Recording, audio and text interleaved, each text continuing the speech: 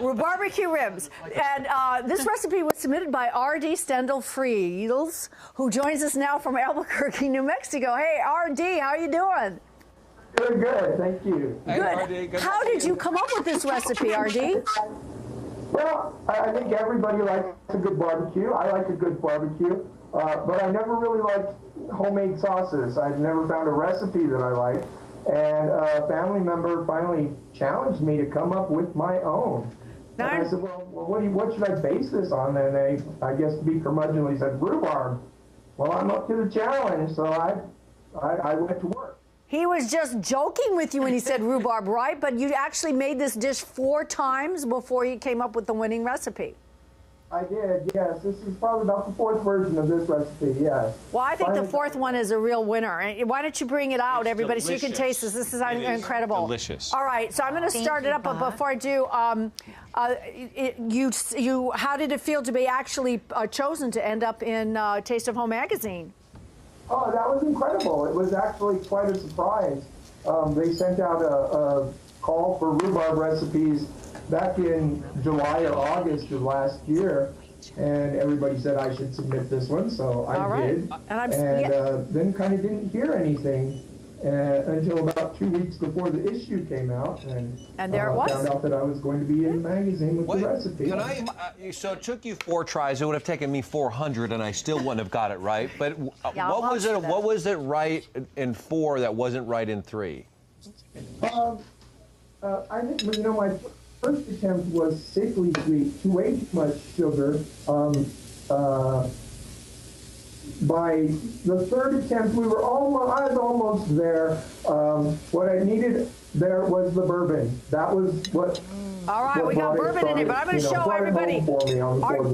RD, I'm going to show everybody how we get started with this, and I'm going to talk to you along the way. But the first thing we're going to do is to preheat our oven to 325 degrees. And I have about 4 pounds of pork ribs right here. It's boneless, and I used a salt mixture of salt, pepper, and paprika. I'm done. Is it? I'm out. You're done already? I'm okay. Done. I'm out. Thank you. Okay, I win. You win. I have some more over here because I'm sure you're going to want more. You're going to cover this, and while you're preparing the rest, you're going to stick it in the refrigerator. Here, Ryan, I'm going to give you this to put in the refrigerator for me. Okay. Then after you saute them, there you go. This is a pan. Oh, there you go, Ryan. Wow, Ryan. Before we go on to the sauteing of the vegetables, what I want to show you is you take your rhubarb and you slice them up like this, right? You slice them, and then you added strawberries, RD. This is unusual. Yeah, I kind of wanted to combine that flavor of strawberry rhubarb pie. I know. If you've never had this is going to be a roller coaster ride for you, son. Okay.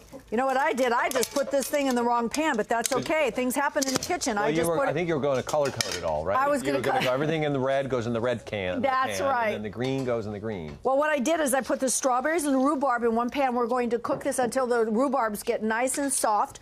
Put my lid on it. In the meantime, after we took our ribs out of the refrigerator, we sauteed them inside of this pan, and we just let all the bits and everything still be in here, because what we're going to do is saute our onions. Is that just browning them when you say you sauteed them? Yeah, you're going to saute them for about, well, you're not going to brown them or caramelize them. You're just going to cook them for about 5 or 6 minutes until the natural juices of the onions come out. Is that because Sweat it. You're sweating it. Okay. Does it mean to seal the outside? So no. What it does is it opens up the onion, and it actually releases its juices and the sugar. On the meat though. The meat. What you do is you just brown it on all sides, because okay. you want to braise. You're going to cook this and braise it, so you want to sear in all the delicious flavors. But that's what. Okay, yes. That's what I was asking. Give a little flavor by putting the color on. Seals it. Okay.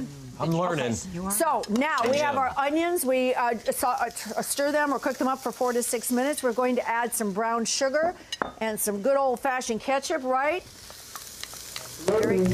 All right. Here we go. Some red wine vinegar. We have red wine vinegar and some low-sodium soy sauce. That's what that is. Yeah, low-sodium soy sauce.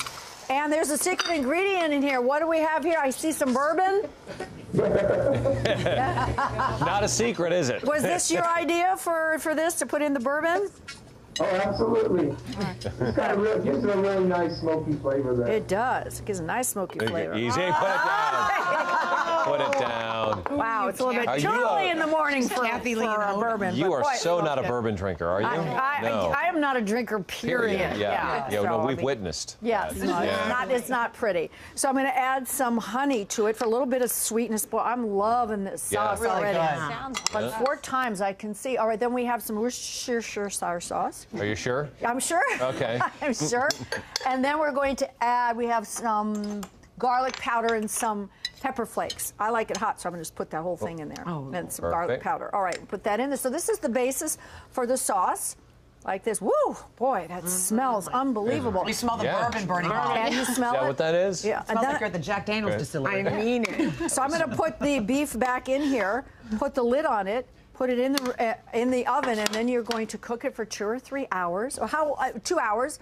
And then I'm going to take the top off, and then I'm going to bake it uncovered for about 30 to 35 more minutes. What does the uncovered do? Does it?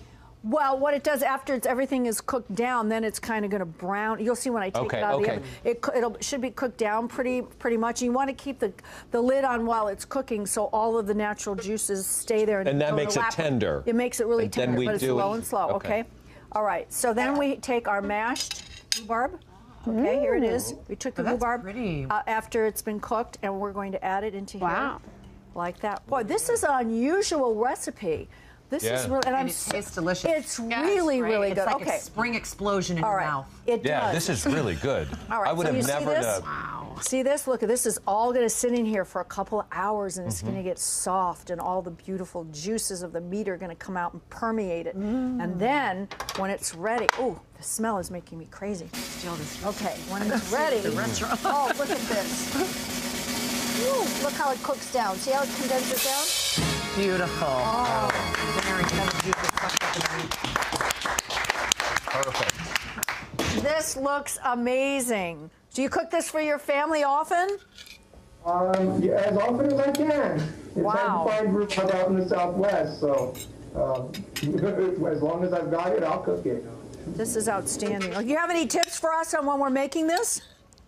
You know what? I believe in the philosophy of garlic and more garlic. Oh, I'm with you on that. Okay. If you put too much, put a little bit more in. All right. And we did. This is really, really delicious. Congratulations for getting into Taste of Home magazine. And thank you so much for joining us. Thank you, RD. Thank you so very much.